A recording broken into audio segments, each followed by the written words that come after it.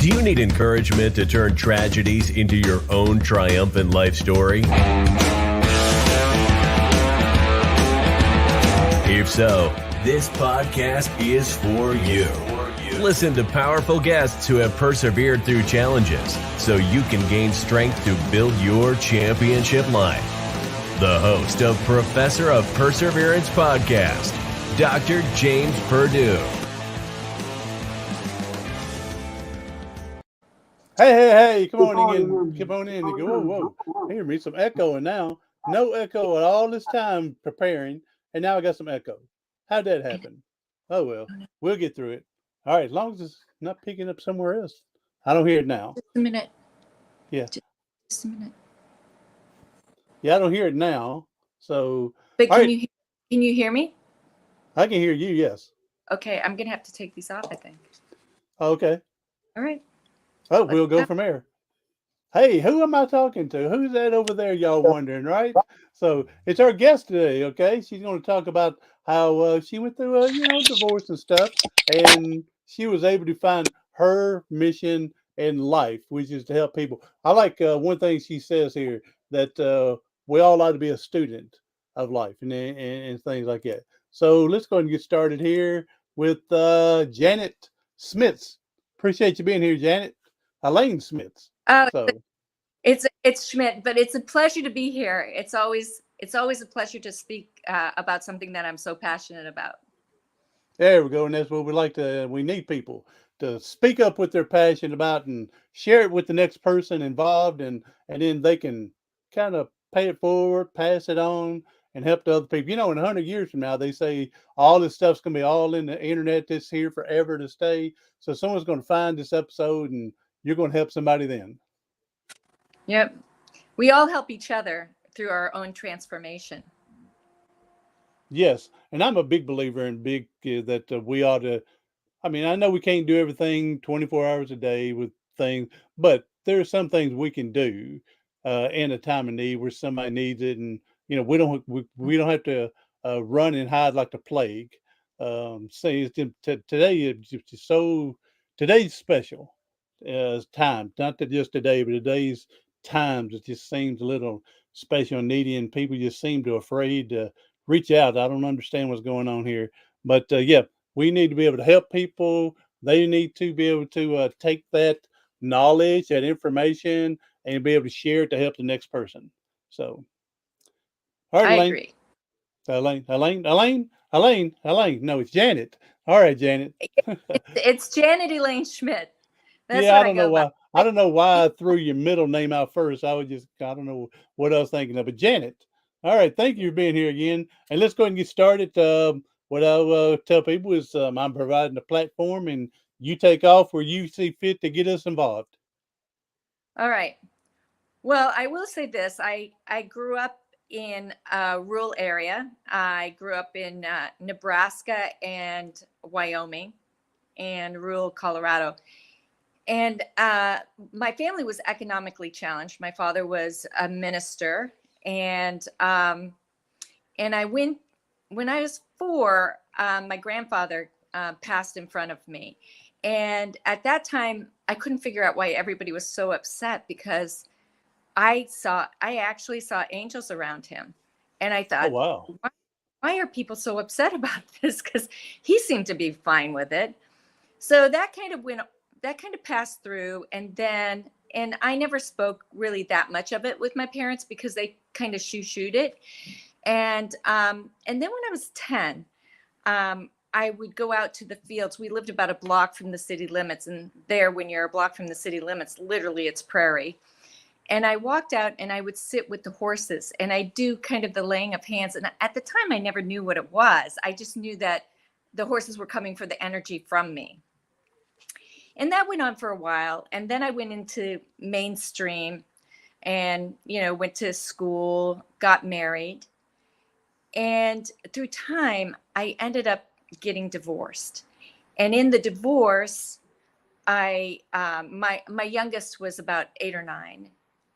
But I ended up with a large sum of money. Now, I was always one for assisting the underserved. I was chairman of the board of a nonprofit that helped homeless women get a better education so that their children would go on to school and break that cycle. Break the cycle, yes. Break the cycle. I was working for raising funds for an inner city hospital, Tufts Medical Center. So I was doing quite a few things and doing my energy. I was a Reiki master. I was doing other things on the side. But when I got the divorce, I was like, now I can really help the underserved. I can help both individuals and nonprofits alike. I was very excited about it. But before long, everybody was attached to me for my money. And I didn't know how to say no. Then I found myself in arbitration because my financial advisor, who was with a well-known internationally firm, had made an investment outside the scope of the firm. And now here I sit in arbitration. And I had done a little research, so I knew the chances of me getting all my money back in arbitration were very slim. I never once didn't think I wasn't going to win. But the whole time I sat there, I thought, I'm going to lose this money. I'm going to lose this money. And in the end, the financial advisor was disbarred. The firm was fined. His partner was fined. And sure enough, I only got 10% of what I lost. And I kept thinking, there's more to this than just energy. Because, quantum physics, Einstein said, put the frequency out there of the reality you wish for, and you can't help but bring it to you. Mm-hmm. That's not philosophy, that's physics. So I knew this from being an energy worker on the side and that kind of thing. But then I thought, okay, but what's the subconscious and conscious mind connected to this? What is my epigenetic coding? That's what drove me. So what was my ancestor? So epigenetic coding, for people to understand, it is traits and thoughts and beliefs and behaviors that are passed down through our ancestors to our parents, and our parents pass it to us from the time we're birthed to the time we're about 8 years old. After that, it's society, anything catastrophic that happens to us that dictates our beliefs, our thoughts, our behaviors, our traditions. So I started thinking, okay, what is it about my background? And I started digging. I started becoming, as I say, the student of my life. And I discovered that my ancestors, I come from 8 generations of ministers who signed up to be economically challenged, who gave their last cents to the underserved, and who really had no money to manage. And I don't want to take that away from them because that's honorable for them. Mm-hmm. But I didn't sign up for that inherited money consciousness, as I call it. So I started unraveling everything. And I not only, now I'm down in the rabbit hole trying to figure out, okay, how do you decode this? How do you change your inherited money consciousness? It's kind of like somebody looking at $20 as a lot of money, and they manifest 100. Well, they're only going to hang on to the 20 because that's the most their money consciousness can handle. Mm-hmm. And so I realized that.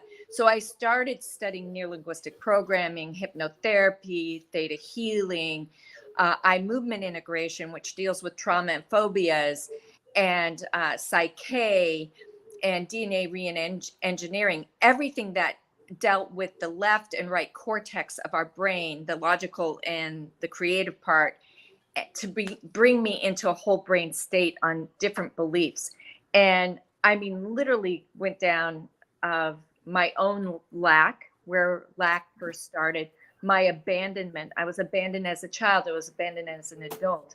And to go through all of that and untangle it and recode it and reprogram it. And so that's how I came up with Reprogram for Success. Yeah, that's amazing. Now, from the other studying you done, Mm-hmm. help with your training for the reprogramming, or is this something that you've thought of your own? It's something, well, Or combination. I combined all these techniques together. Yeah. It depends on who's in front of you. I might just have somebody that has had a lot of trauma in their life, and that impacts us greatly. And so maybe I'll use neuro-linguistic programming, but I'll use eye movement integration too. and then I'll use Psyche. Now, I always use Psyche at the end because these other techniques are very good at moving out the old belief and bringing in a new one. But Psyche literally brings your left and right cortex into a whole brain state and clamps down the new belief. So I almost double clamp it down so Mm-hmm. that when people walk away, it's in their subconscious and conscious mind at that point. That's amazing. Yeah, we definitely need some transformation in. I know me in a lot of areas.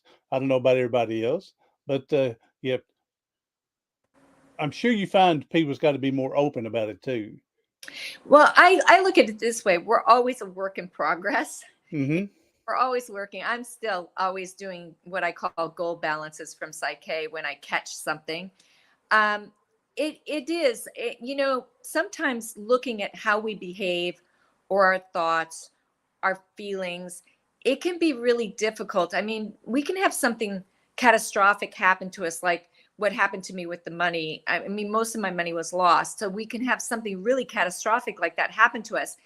But if we can really, and we can blame it on the other person, but if we can really go back and look at our own behavior, look at our own part in it, Mm-hmm. then we can better understand what it is that we might want to look at, what behavior, what thoughts, what belief system to reprogram, so that we skip over that lesson. We don't have to repeat the lesson over and over again. See, it goes to the story. We heard something similar about it, but I know two guys, and they both grew up. Mother and father were pretty much out of the picture. Grandparents raised them. One went on to college and got a good life, and one went on to be a career criminal. And again, it goes back, if you look deeper into them, is how each one of them, I guess, took the effect of not having mom and dad, how they felt about grandparents raising them, or I guess, like you said, go deeper to look into it. Yeah, I mean, they basically got the same story at the beginning, but right. they branched totally different ways. And again, it's how their thought pattern growing up. It's the thought pattern growing up, but it's also, remember I said, it's also society and the influence that society has had on them. So the one that went to Yeah. college had that influence. And so it does change that part. It is, he had a little bit shift in his programming. Yeah. And then again, when you say that with the shifting in the society around and everything, let me go back a little deeper on that little story. Is one grandparent raising, wouldn't say she was rich or whatnot, but she wasn't poor. Okay, where the other one was poor.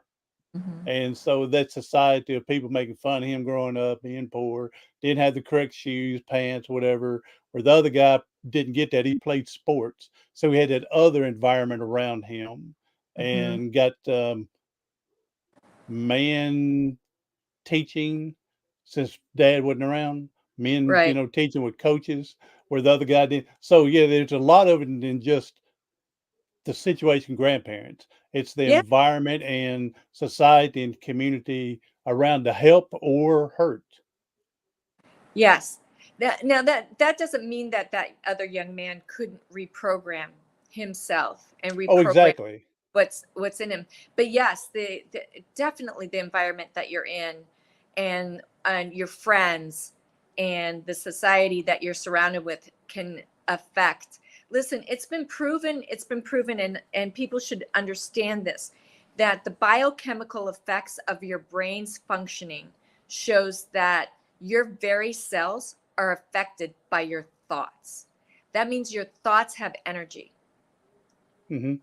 And that's why it's so important to think positive thoughts. Even if you're in a negative situation, it is so helpful. I know that it's really hard at times, but isn't it wonderful? Something marvelous is happening to me right now is a better thought to have than uh, focusing on the negative constantly. Yep. Yeah, it's again, and I'm not wanting to keep going on with these two guys and everything, but the one guy that was he went the career path criminal wise. Yeah, he was, like I said, always negative. He never thought anything good was coming out. And again, you got to take some responsibility and say, I want this change, you know. And there's plenty of people that's done worse that have finally woke up and made a change. Well, this is what I would say to people. Success in every area of your life is real and obtainable, but the power, literally the power is in your hands. So the power is in our hands. We were given free will. We were given choice. And we have to remember that. Yep, yep. So, all right. Now, if you were to give like a reader's digest, and I'm sure you've done a lot of that already, on how to get someone basically a starting point and what they may need to do, how would you go about that? Well, number one is if I were them, I'd sit down and, you know, do like maybe a couple categories like relationships. How's that going for you? You could do romantic and you could do other relationships. How is that working for you? And really be honest with yourself and write it down. And then if you write something that's not so That's great, that's a key term you just said, that to be honest about it. yes, it's I very mean, because hard if for you're trying to fake it to you per se, trying to help them, if you're trying to fake it to you, all they're doing is negating and hurting themselves in the long right. run. Right. And that's why I said it was painful, because it was painful for me, because I Hmm. had to go down and I realized I had been abandoned as a child and I had been abandoned as an adult. And then you have to look at the relationship.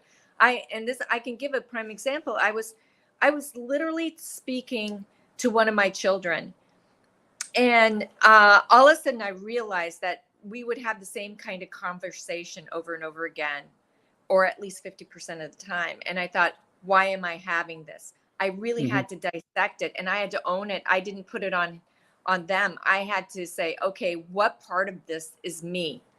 And ignore the part that's them and just say, what is it in me? And as I examined it, it was because I felt like I was being abandoned by them. And all they were was growing up. They were Hmm. growing up into a beautiful, beautiful adult. But for me, I had been abandoned as a child and abandoned as an adult. And so I I had to be honest about those characteristics. And when I realized that, I reprogrammed it right away. I reprogrammed it.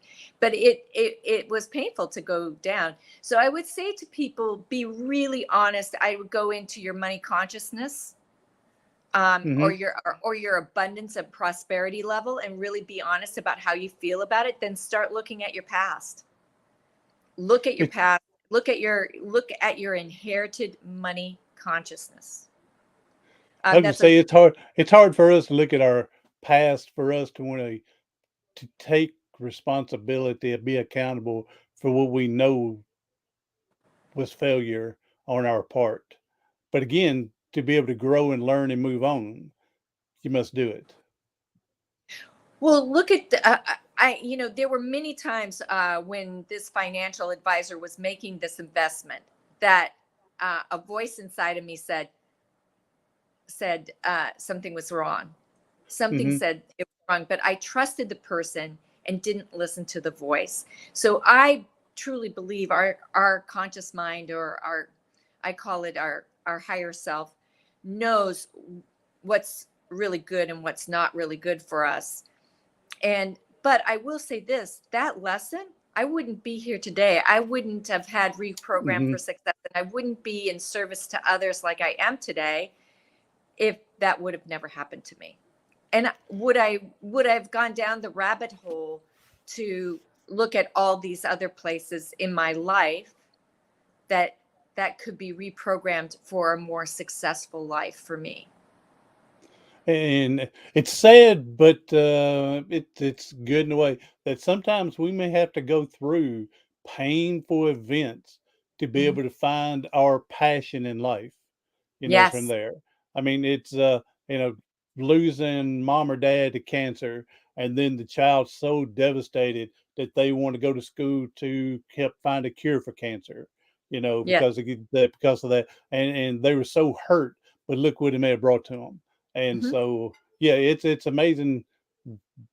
It's amazing how our suffering, yeah, can lead us into the right area if we, look beyond the pain.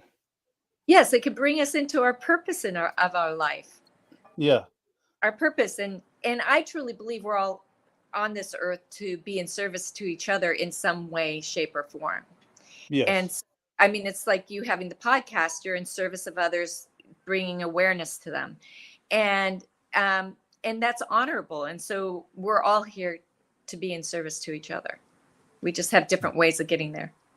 I'm going to tell you the reason that the podcast came across is because I was in so much pain that I attempted suicide 3 times in 3 days to Oh, get out wow. of this, to get out of here.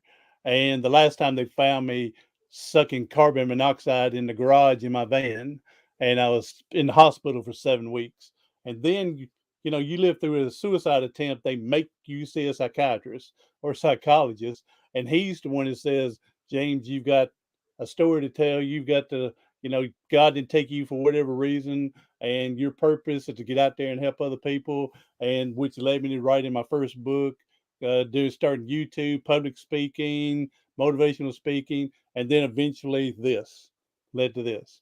So yeah, again, if you Yeah. allow your suffering to work for you, then trying to fight against it, there's some good that can come out. Now, I'm not saying we have to love what's going on. We don't have to like what's going on, but again, learn from it and see if it directs you to your, like I said, purpose or passion. Yeah. It may just be showing you just so that you don't repeat the same thing down the line. It may just be as simple as that.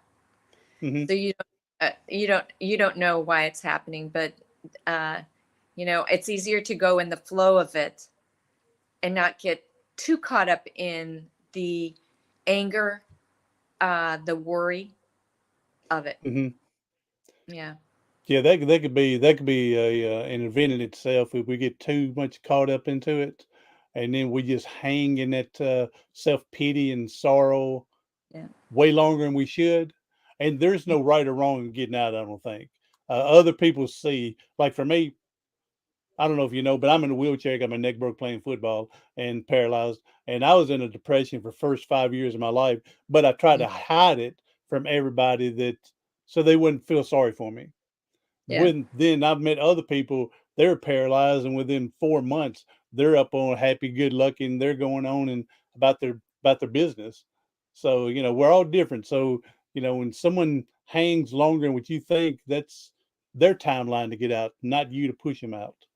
I agree. We all have our it, as I said, it's freedom of choice. And we all have our path to travel. And we get to choose the path also. We get to choose the path. Yes. So yep. So it just made me think of that friend of mine again. And like when I talk about him being a criminal thing, my parents we actually helped raise him. I when I first met him, I brought him home. Hey, my mom was his mom basically. He even said that he even told us that your mother has been more of a mother than my own mother and everything. But here we are trying to help straighten him out. He just kept falling for the other. But what I'm saying, when you just mentioned about we all have the decision, we had the choices to make and everything like that, free will. That one time he told me he was locked up, and one of the things they were making him go to is AA to go talk to him in Oh, AA, and and of course he'd been there before, but they again wanted to push the AA, and he finally was talking to the woman, and he said, and he was true. He says, until I get it into my head to quit drinking and quit doing, there's nothing you can say to me. And the woman administrator, she said, you're right. You don't have to come back here. And yeah. until you change, there's nothing I can say. And eventually he did. It took him years, and he finally did make something where he was good with his hand, mechanic. He ended up getting a mowing business going and everything. So eventually he's straightened out, but it took a long time. So, but we love him. Like I said, we tried to raise him to help. Mom and dad did, so it was great overall. So, Oh, that's all right, awesome. all right now, Janet. Like do you have programs that you offer people, or they reach out with Well, you? well, I have each one of my sessions is usually a double session, so it's 110 minutes. Mm-hmm. um, and I use all four techniques. So I offer that in a single session, but I also have um, a 3 session package, which is an immersion, which covers quite a bit for someone, and then I have one for CEOs and entrepreneurs. That is very extensive, and it's a 10 session um, package where they really immerse themselves. So it's not only on a personal level, but it's on a professional level, Mm-hmm. business level. Because I also offer workshops for businesses, because I work with business teams in reprogramming. Because if you think about it, they all come from different epigenetic backgrounds, and they're all striving for the same goal. And Mm-hmm. so with Psyche, I'm able to get everyone on the business team on the same goal. So they're all in a whole brain state on the goal. So I work with business teams doing workshops that way. And they can look on my website. It's janetelaneschmidt.com and see what their interests them. But these are the programs that I have. And you want to go ahead and put it your other social media for people to find you, or Oh, on that website? I guess it's got all your courses or how to get a hold it of you there. yeah, it has how to get a hold of me. My Instagram is Janet Elaine Schmidt. Even in LinkedIn, it's Janet Elaine Schmidt. It's I'm active but not as active. Uh, but if you go on my website, you'll be able to see a description of every single technique I use. Okay. And do the old Google search, we tell people. So, and Schmidt is SCHMIDT for others that listening. So, and we'll get some links and we'll put on the page down here. I forgot what you call it now, but we'll put it in there in the notes, show notes, and to help people come help find you and everything. So, Oh, fantastic. Thank you. but Janet, I appreciate you coming on and giving us I know this is very brief of what's going on, but it can help awaken and give other people, a way of looking and doing things and trying to figure out a different way. Uh, Not everything's the same. Correct. Correct. So we appreciate you being here. And if you don't mind, we know there's people that are hurting and struggling today. And if you can leave us with a positive message to help them get through today, that'd be a blessing. Well, I always say this: isn't it wonderful? Something marvelous is happening to me right now. And I know that can be difficult at times, but if you repeat that phrase every time you feel down, it will lift you up. And just remember, be the scientist of your life. The first thing in change is recognizing what it is that you need to change for to expand you into a whole different direction. And once we start making that change, we change our life both personally and professionally. It just can't help it. If you change fear to confidence, security, and safety, well, you're going to live a whole different life. And so I would say to you, concentrate on that, you know, because you'll have great success. And just remember, success in every area of your life is real and it is obtainable. It's the power's in your hands. So you have to be the student of your life. I like we said earlier, just a minute ago, about I forgot because I was thinking of a different wording. About they say look for the silver lining. As Mhm. you're going through whatever. There's something you can be grateful for. Something that even though you're struggling, something that happened there that wasn't as bad as you thought it could be. And so they'll look for the silver lining. I don't know what they say shiny, the silver lining they say. And I tell other people, say when you can look through the tunnel and the train, the light coming is not a train coming at you, and it's the end of the tunnel and you're coming out the other end, then you realize that you've conquered it. So I agree with that. But I would also tell people, start marking down even the tiniest things. like the Mm-hmm. tiniest successes. So like if you even made the perfect breakfast that day, or if you had the perfect bite of something and it really made you happy, or you were even you by accident ran a red light and you never got hit. you know Yeah. any anything like that. If you start looking at tiny positives in your life, tiny little miracles in your life, and you start jotting them down, before long you're going to have a long list, and when you sit back and read that list, it's going to fuel you even more. Yes, I love the journaling because again, what the small miracle you're talking about today, you'll forget about it, but you come Yeah, back next year and just read some stuff, and you'll go, "Oh, I forgot about that," and then it's going to help your mind refresh and replenish some energy in there, and to remind you, that because we'll forget it naturally. We're going to just forget and move on in life. But yeah, I love going back and rereading uh, to help you out again. yeah, So, yeah. all right, It brings a positive energy to you. there you go. Sometimes in life we have to. I told you this is going to be a copy of one of my books one day. A title. Sometimes we got to walk through the fertilizer to smell the roses. So, True. so all right. Well, Janet, appreciate you being here again. Said earlier, this stuff's on the internet forever, they say. So, and 200 years from now, someone's going to find you and you're going to give a little help for them then. So, appreciate you being here. You've been amazing. I'm glad you found your way through some of your episodes, and I'm glad you're helping other people. well, thank you very much, and I'm glad you are too. We appreciate that. And then, like I said, this podcast came in a wrong way, but it's here. And my main thing is I want to get other people's journeys out there, stories out there, not just me. So from out there. So, all right, everybody else, hey, thank you. Share it to someone you know could use some help. I'm Dr. James Purdue, the Professor of Perseverance. Thank you for listening on the Professor of Perseverance podcast. Do something today, tomorrow, something next week that's going to help you persevere past your paralysis.